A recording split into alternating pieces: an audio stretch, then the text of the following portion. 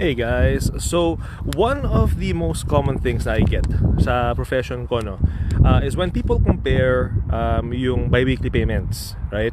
Not in the sense of like kung ano yung binabayaran ni kumpare, ganito yung babayaran ko rin, vice versa, but more so sa difference ng sasakyan, right? You may have gone through the same experience, no? Kung bumili kayo ng sasakyan sa dealership, the old-fashioned way before, where, sasabihin sa'yo ng salesperson, oh, itong model na ito, ganito ang presyo, pero $10 more lang or $100 more lang bi-weekly, ganito na makukuha mo. So I'm doing the same kind of video para sa kliyente ko to, so hindi ko siya papangalanan. I'm gonna do most of the video in English because yung husband ng client ko is Canadian, so something that I hope they can watch together, right? Because if I do it fully in Tagalog, right, baka ma-feel ma-OP yung mister ng kliyente natin. So I'm gonna do it as much as possible in English. So what are we comparing today, guys? And I'm gonna mention why itong dalawang sasakyan na to. So what we are looking at is, pasensya nyo na mahangin dito sa labas ngayon. We are looking at, on your left, we are looking at a 2019 Toyota Highlander LE all-wheel drive, the base model. And to your right, which is over here, we are looking at a fully loaded, top of the line 2021 Honda Passport Touring. Now, why are we comparing these two vehicles? Mainly, quite frankly, color. Kasi sabi sa akin ni ate, she would prefer something na white. So, bali ang backstory na ate is she was referred to me by a former client of mine, no? And we were looking at getting her into her own vehicle, right? On the condition na siya lang yung may loan applicant, right? So got to work. She actually was not expecting that I would be able to get her approved. So I was able to get her approved, and I got her two types of approvals. One for the pre-owned vehicle to your left, yung Highlander, and for a brand new vehicle on the right. Now, besides the color, I'm also featuring these two kasi these are what fits on the left, what fits the budget na she gave me to work with. So sabi niya sa akin, ang much as possible lang 300 bi-weekly lang maximum ang kaya ko. Sabi niya sa akin, okay fine, no worry ate, let's do our best. And on the right, we are looking at a vehicle that is pretty much $100 more than what she gave me to work with na budget, but brand new, fully loaded, and naaprubahan ko siya. So now she's choosing, is she gonna go with the vehicle that fits her budget, right, on the left, but base model and pre-owned, or is she gonna go with the vehicle on the right, which fits, fits our pre-approval, budget-wise, baka medyo malaki ang, increase, right? It's an extra $100 bi-weekly, but brand new and fully loaded. So I'm gonna do a quick brief walk around for both vehicles. I have sold these vehicles in the past. You guys have seen me, nakabenta na tayo ng brand new na Toyota Highlander before, and ng Passport nakabenta tayo. So we're gonna go with the Highlander first kasi it's the least expensive one, and this is the one that fits yung bigay niya sa akin na budget. So right off the bat, main difference, guys, on the base model, it is the old-fashioned key, right? So we're gonna start it up. So let's unlock it. Pasok tayo sa loob kasi malamig sa labas. Let's go inside. I'm gonna start it up, and then we're gonna go through a quick walk around ng sasakyan so she can see it. She can see the size, she can see the features. So standard. Let's turn on the headlights. Okay na siya. So there we go, guys. So this is a very popular vehicle sa ating mga Pilipino, right? The Toyota Highlander.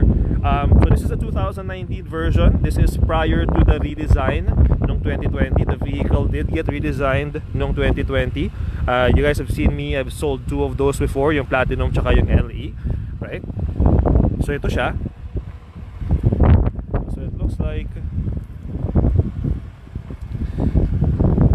So, given the fact na it is the LE, it is the base model, it's the starting model, no? So, it is all-wheel drive pa rin naman. Still all-wheel drive, you still get the nice alloy wheels.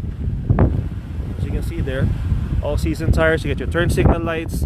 So, it doesn't have yung mga social features, I guess. It doesn't have the sunroof, it doesn't have the leather. But, it is the most affordable one.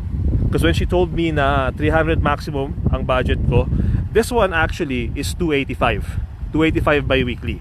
Okay, so as you can see, it's in the color that she wanted, which is the Blizzard Pearl White. So that's what it looks like. So LE, all-wheel drive. Backup camera is right there. Now let's start the Honda Passport naman. And you know, you might be thinking, you know, Sir Jerry, why did you pick yung Honda Passport? Why didn't you pick yung Pilot?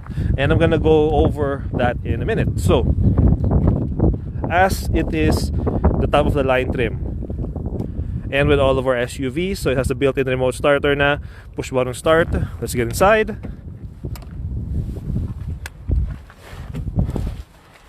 So I know it seems like a very unfair comparison since we are comparing a base model to a fully loaded vehicle, but as I said, there is a point but natin ginagawa ito. So that's what it looks like.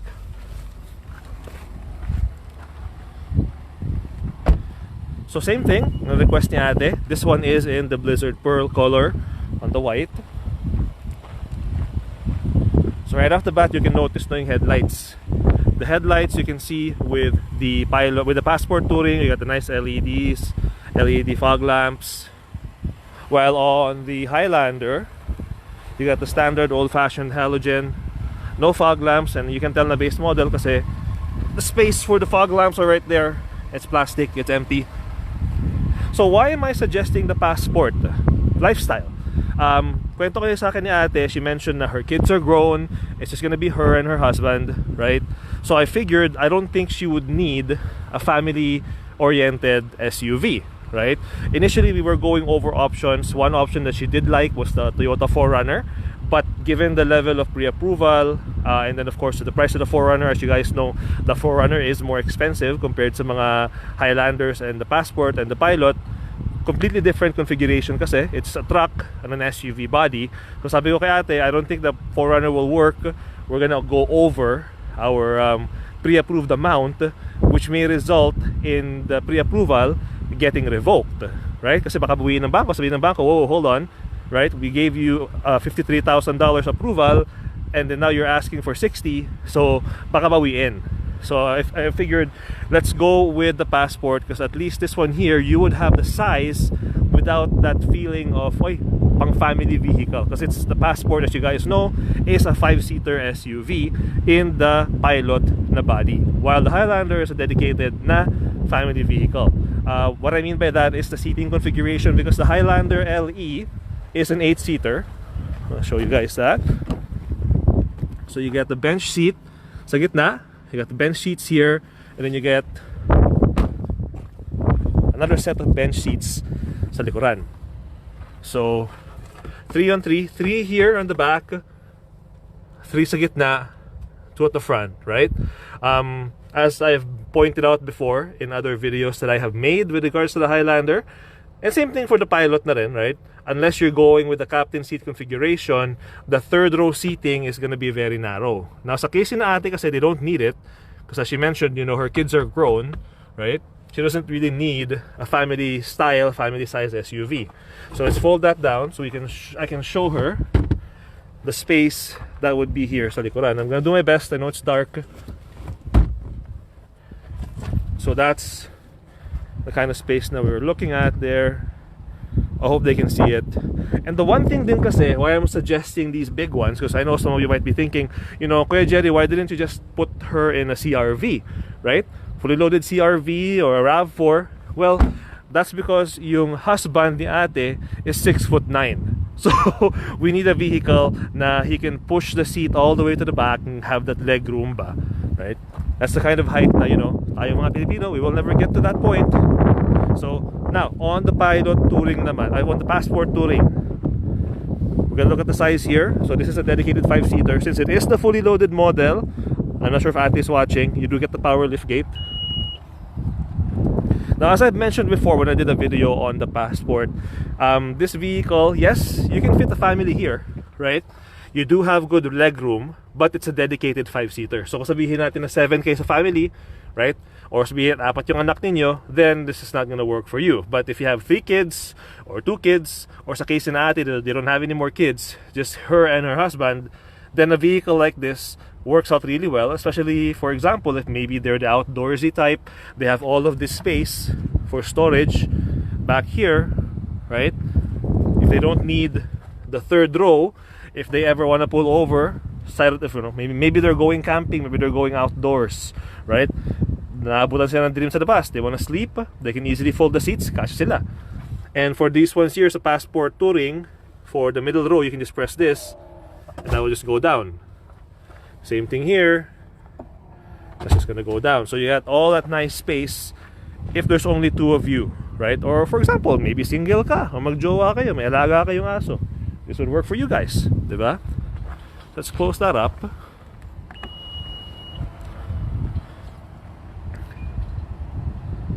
So same thing, just like the Highlander, alloy rims yon, alloy wheels in dito. This is a bigger size, 20-inch alloy wheels for this one. On the Highlander, I believe it's 18. Now let's take a look on the space naman sa gitna. So if you notice, you know, the bench dun sa kabila, this one is also a bench, but legroom wise, it's more of an adult vehicle, right? And that's why I brought this up sa attention ni ate, right? Because you know, if her kids are grown and the rare occasion na they're gonna be driving all together, then you know, you do have considerably more legroom for an adult on the Passport kumpara dun sa Highlander.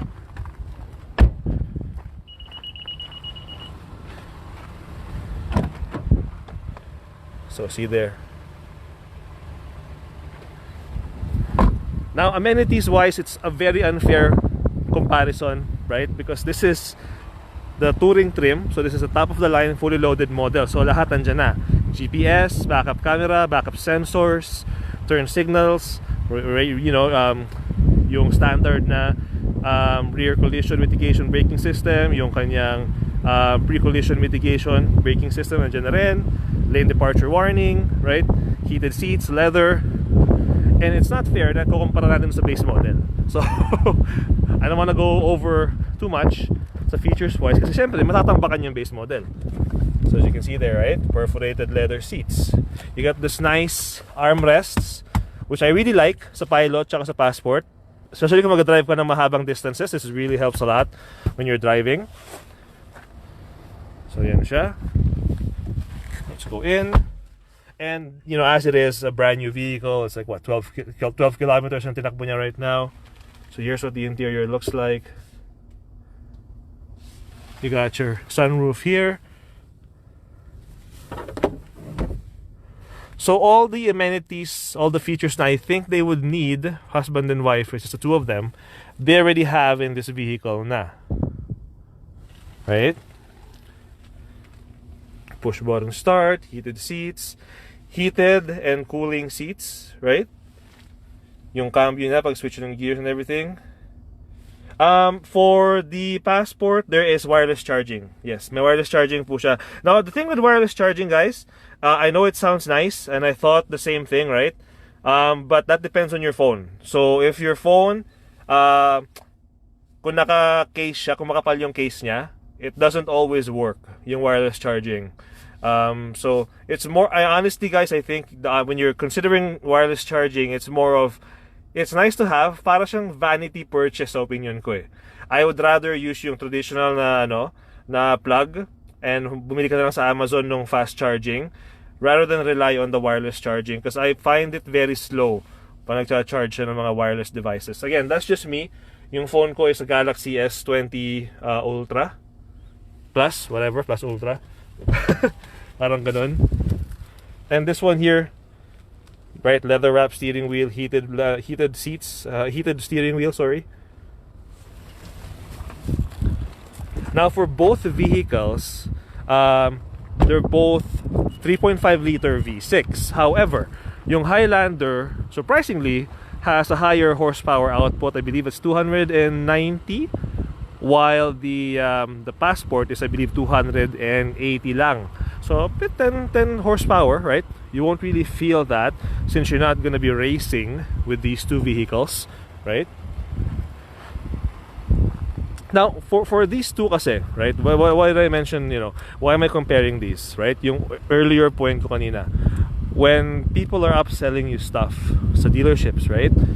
You know, the most common thing they would say is, oh, ito, $15 lang, meron ka ng ganitong trim model, right? Like, example wise, with this one here, the Highlander LE, all-wheel drive na pre-owned, right? 47,000 kilometers, 285 bi-weekly. Itong Passport Touring, top of the line trim level, is 395 bi-weekly. So most people will think, uy, ganun lang yung difference nila. So instead of buying a pre-owned base model vehicle and pay 285, I can just increase my budget by $110 and I can get into a fully loaded na SUV instead. So why don't I just do that, right? Why don't I just buy the fully loaded SUV if it's only $110 bi-weekly? If you put it that way kasi, and that's how many salespeople do it, right? Di ba parang ang dali-daling pakinggan? It sounds so easy to do. Uy, extra $110 lang. Doon lang tayo sa mas mataas na trim level. But if you're looking at the price point wise of the numbers, the 2019 Highlander LE is 38,500, while the Passport is 53,700. So now, all of a sudden, the $110 difference in price, maybe you're thinking to yourself, uy, okay lang yun, tiis-tiis na lang ako, right? Hindi ako mag-yosin ng isang pack, hindi ako kakain, hindi ako mag-Starbucks, kaya ko yan. $110 lang pala diferensya, right? Kasi nakafocus ka sa payments, right? But this is where having me, right, my expertise, and the fact that I have the client pre-approved, this is where the difference comes in. Because then I can tell you if the bank will actually be willing to let you borrow that much, because the bank may be willing to let you borrow 38.5 for the Highlander, pero it doesn't automatically mean that the bank will let you borrow 53,000 for the Passport Touring.